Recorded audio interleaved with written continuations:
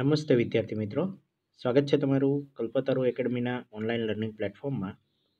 ધોરણ 10 વિજ્ઞાનનો પાઠ 16 નૈસર્ગિક સ્ત્રોતોનું ટકાઉ પ્રબંધન, એના 6 પાઠ આપણે પૂરા કરેલા. હવે લાસ્ટ અને અંતિમ એવો 7મો પાઠ, એની આપણે શરૂઆત કરીએ. મિત્રો, થોડા સમયથી અમારી પરીક્ષા ચાલી રહી હોવાને કારણે પાઠ આપવામાં તમને મોડું થયું છે, એ બદલ અમે દિલગીર છીએ. હવે કન્ટિન્યુ આપણી ચેનલ ઉપર તમને અપડેટ્સ મળતા રહેશે. તો શરૂ કરીએ આપણે. 24મો પ્રશ્ન છે, પાણી સંગ્રહણના 4 ફાયદાઓ જણાવો. આપણે લાસ્ટ સેશનમાં જોયેલું કે બંધ વગેરે બાંધી અને જે પાણી છે એને સંગ્રહ કરવામાં આવે છે, તો એ સંગ્રહ કરવાના 4 ફાયદાઓ કયા છે એ તમારે જણાવવાના છે. તો પહેલો ફાયદો છે કે ભૂગર્ભીય જળ સ્તરમાં વધારો કરે.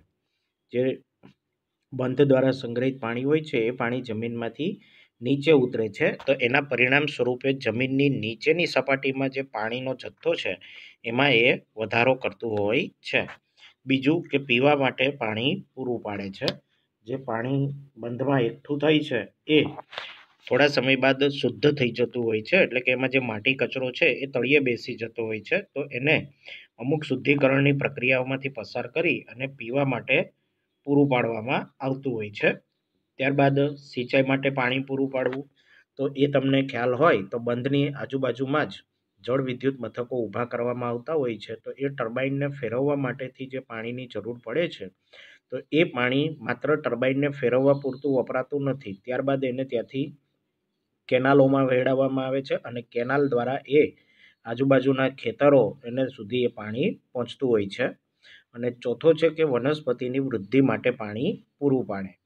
જે ભૂગર્ભ જળ સ્વરૂપે એ સંગ્રહાય છે, તો મીનવાઇલ એ જમીનને ભીની કરતું જતું હોય છે.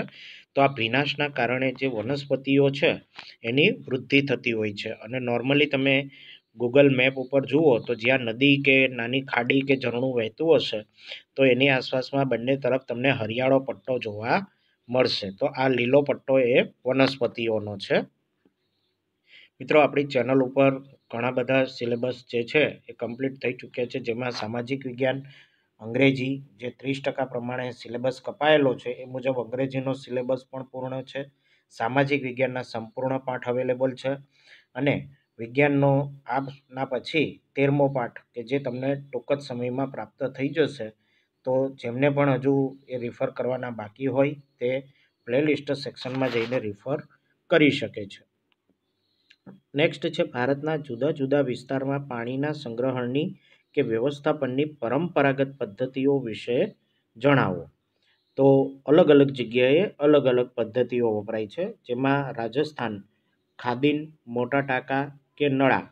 હવે એકચ્યુઅલી આ છે શું, ખાદીન ને ટાંકા, નળા ને? તો મોટા ટાંકા તમને ખબર છે, જમીનની અંદર જે ટાંકા બનાવી અને એની અંદર એ સંગ્રહણ કરવામાં આવે છે. જ્યારે ખાદીન અને નળા જે છે એ જે આપણે નદી નાળા કહીએ છીએ, તો નાના નાના ઝરણાઓ જે હોય છે તો એના ઉપર આડબંધ બાંધીને રોકવામાં આવે છે. અને ખાદીન એ તળાવ જેવી રચનાઓ. મહારાષ્ટ્રની અંદર બંધારસ તાલ એટલે કે તળાવ. બંધારસ એ શું છે, તો એ મિત્રો નામ બધે અલગ અલગ છે, વસ્તુ એક જ છે કે વહેતું પાણી જે હોય એને આડબંધ બાંધીને રોકવું, રાઈટ? તો એ બંધારસ કહેવાય. અને તાલ, તાલ એટલે તળાવનું મરાઠી શબ્દ છે તાલ. મધ્યપ્રદેશ અને ઉત્તર પ્રદેશમાં બંધીશ, બરાબર? તો આ પણ એ પ્રકારની જ છે, જેને વાવ તરીકે પણ તમે ઓળખી શકો. બિહારમાં તે અહાર અને પાઇન તરીકે ઓળખાય. હિમાચલ પ્રદેશમાં કુલહ, તો આ પણ તળાવ જ છે. જમ્મુના કાંડી વિસ્તારમાં તાલાળ, તમિલનાડુમાં એરિસ એટલે કે ટેન્ક તરીકે જે ટાંકા બનાવવામાં આવે છે, ભૂગર્ભ ટાંકા તે. કર્ણાટકમાં કટ્ટા અને કેરળમાં સુરંગમ. તો એરિસ, કટ્ટા, સુરંગમ એવું પણ શું છે, તો કે ભૂગર્ભ ટાંકાઓ છે. ત્યારબાદ 26મો પ્રશ્ન છે, કોલસા અને પેટ્રોલિયમનો ઉપયોગ વિવેકપૂર્વક કરવો જોઈએ. શા માટે? તો આપણે કોલસો અને પેટ્રોલિયમનો ઉપયોગ જે વિવેકપૂર્ણ કરવાની જરૂર છે, એનું સૌથી મોટું રીઝન એ છે કે તે અશ્મિ બળતણ છે અને એ ખૂટી જાય તેવો પુનઃ અપ્રાપ્ય, એટલે કે તમે એને જમીનમાંથી ખોદીને કાઢી લો એ પછી કોલસો તમને ફરીથી પ્રાપ્ત થતો નથી, એને બનતા વાર લાગે છે. જ્યારે સૂર્યપ્રકાશ કેવો છે, પુનઃ પ્રાપ્ય છે. આજે તમે ઉપયોગ કરી લો તો આવતીકાલે ફરી પાછો તમને એ પ્રાપ્ત થશે જ, રાઈટ. તો એમના નિર્માણમાં લાખો વર્ષોનો સમય જતો હોય છે અને એના દહનથી કાર્બન, નાઇટ્રોજન, સલ્ફર, એના ઓક્સાઇડ ઉત્પન્ન થાય છે અને એ વાતાવરણને પ્રદૂષિત કરનારા છે. કાર્બનની ઓક્સિજન સાથે પ્રક્રિયા થઈ કાર્બન ડાયોક્સાઇડ, નાઇટ્રોજનના વિભિન્ન ઓક્સાઇડો, કારણ કે એમાં ડાયનાઇટ્રોજન ઓક્સાઇડ, નાઇટ્રોજન ઓક્સાઇડ, બરાબર, નાઇટ્રોજન ટ્રાયોક્સાઇડ, આવા ઘણા બધા સંયોજનો બને છે. અને સલ્ફર ડાયોક્સાઇડ, સલ્ફર ટ્રાયોક્સાઇડ એ પણ બને છે. તો એ વાતાવરણને પ્રદૂષિત કરે, જેમાં સલ્ફરના ઓક્સાઇડ એ ગ્રીન હાઉસ અસર માટે સૌથી વધારે જવાબદાર છે. આ બાબત તમારે ખાસ ધ્યાનમાં રાખવાની. આપણે કાર્બન ડાયોક્સાઇડને ગણીએ છીએ તો કાર્બન ડાયોક્સાઇડ પણ અસર કરતા છે જ. સોરી મિત્રો, મારી ભૂલ છે. મિથેન ગેસ જે છે એ ગ્રીન હાઉસ અસર એને અસર કરતા છે, જ્યારે સલ્ફરના ઓક્સાઇડ જે છે એ એસિડ વર્ષા માટે જવાબદાર છે, રાઈટ. તો મારી ભૂલ થઈ કહેવામાં. સલ્ફરના જે ઓક્સાઇડ છે એ તમારે એસિડ વર્ષા માટે યાદ રાખવાના છે અને મિથેન ગેસ જે છે એ તમારે ગ્રીન હાઉસ અસરને સૌથી વધારે અસર કરતા પરિબળ તરીકે ઉભરી આવેલો છે, રાઈટ.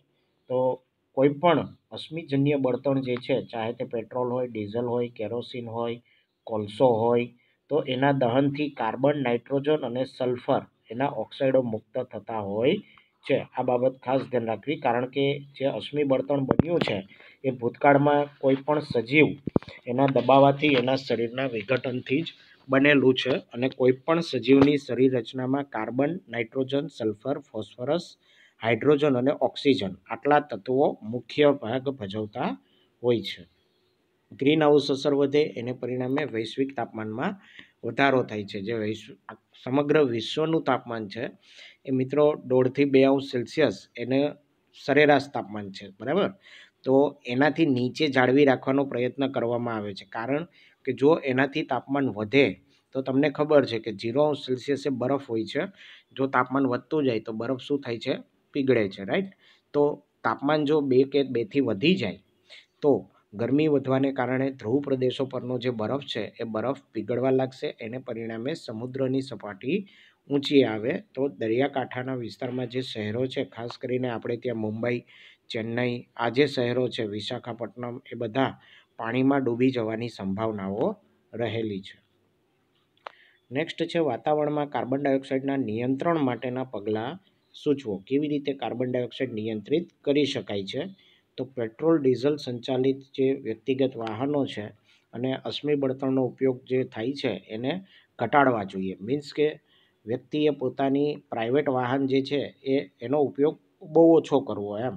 એના બદલામાં જાહેર પરિવહન સેવાઓનો ઉપયોગ વધારી શકાય. તમે અહીં જોઈ શકો છો કે જે સરકારી બસ જીએસઆરટીસીની બસો છે તો એ જાહેર પરિવહન કહેવાશે. ત્યારબાદ બીઆરટીએસ છે, બરાબર. તો આ બધી બસ સેવાઓનો ઉપયોગ કરવો જોઈએ, પરંતુ લોકો પોતાનો સમય બચાવવા માટેથી પોતાનું પ્રાઇવેટ વાહન લઈને જતા હોય છે. તો એના કારણે જે અશ્મિજન્ય બળતણ છે એનો ઉપયોગ વધતો હોય છે. બીજું છે કે અશ્મિ બળતણને બદલે વૈકલ્પિક બળતણ સીએનજીનો ઉપયોગ કરવો. તો સીએનજી કાર્સ વગેરે તમે જુઓ છો એની અંદર સીએનજી કિટ ફિટ કરેલી હોય છે અને સીએનજીના ફિલિંગ સ્ટેશન હોય છે. તો આ સીએનજીનું પૂરું નામ છે કમ્પ્રેસ્ડ નેચરલ ગેસ. કુદરતી વાયુ છે પણ કેવો છે? કમ્પ્રેસ્ડ, એટલે કે એને દબાણપૂર્વક ટાંકીમાં ભરવામાં આવતો હોય છે. કચરો સળગાવવાને બદલે તેનો ખાતર અને બાયોગેસ ઉત્પાદન માટે ઉપયોગ કરવો. નોર્મલી મિત્રો અત્યારે જે કચરાનું વ્યવસ્થાપન છે એને સળગાવીને કરવામાં આવતું હોય છે, પરંતુ એના બદલે એમાંથી જે ભીનો કચરો છે, તમને ખ્યાલ હોય તો જે કચરાવાળા આવે છે કચરો લેવા, તો ભીનો અને સૂકો કચરો અલગ રાખવાનું કહે છે.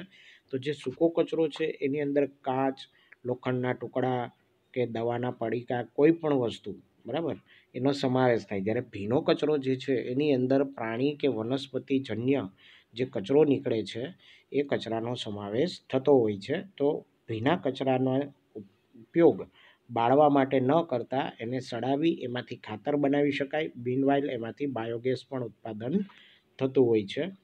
ત્યારબાદ મોટી સંખ્યામાં વૃક્ષોનો ઉછેર કરવો, કારણ કે વૃક્ષો કાર્બન ડાયોક્સાઇડ મેળવે છે અને એનું પ્રકાશ સંશ્લેષણની મદદથી ગ્લુકોઝમાં રૂપાંતર કરે છે. તો મોટી સંખ્યામાં વૃક્ષો વાવેલા હોય તો એ વાતાવરણને શુદ્ધ કરવામાં મદદરૂપ બને છે. થર્મલ પાવર સ્ટેશન અને અન્ય ઉદ્યોગોમાંથી ઉત્પન્ન થતા ધુમાડામાંથી હાનિકારક તત્વો દૂર કરી અને પછી જ વાતાવરણમાં મુક્ત કરવા જોઈએ. જે ધુમાડો ડાયરેક્ટ વાતાવરણમાં છોડવામાં આવે છે એના બદલે એને પહેલાં તો ટ્રીટમેન્ટ આપવામાં આવે, એટલે કે સોડિયમ હાઇડ્રોક્સાઇડના પાણીમાંથી પસાર કરવું વગેરે.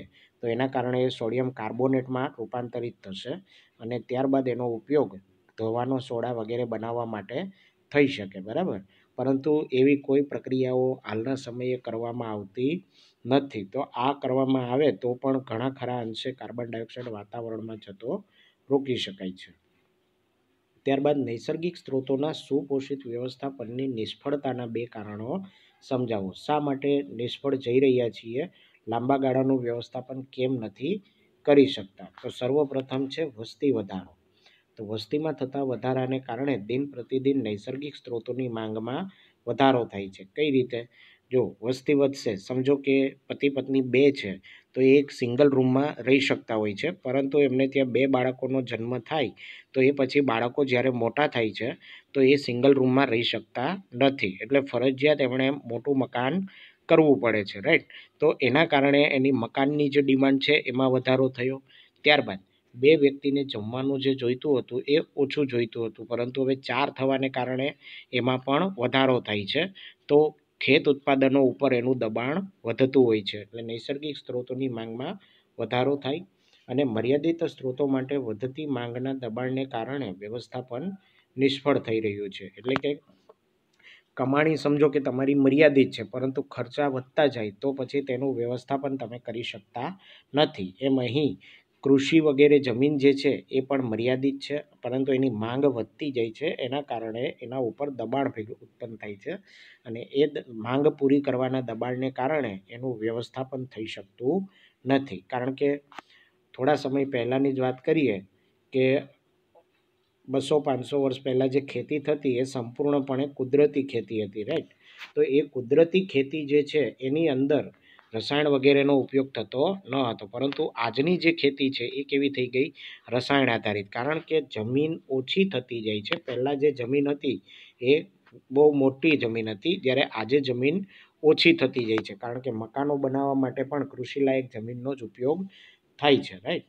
તો જમીન ઘટવાને કારણે ઉત્પાદન પણ ઘટે છે, પરંતુ ઉત્પાદનમાં વધારો કરવા માટે રાસાયણિક ખાતરો, જંતુનાશક દવાઓ એનો ઉપયોગ કરવામાં આવે છે. તો આના કારણે પણ જે કૃષિલાયક જમીન છે એ પણ નિષ્ફળ જતી હોય છે. ત્યારબાદ બીજું છે સ્વાર્થ અને લાલચ.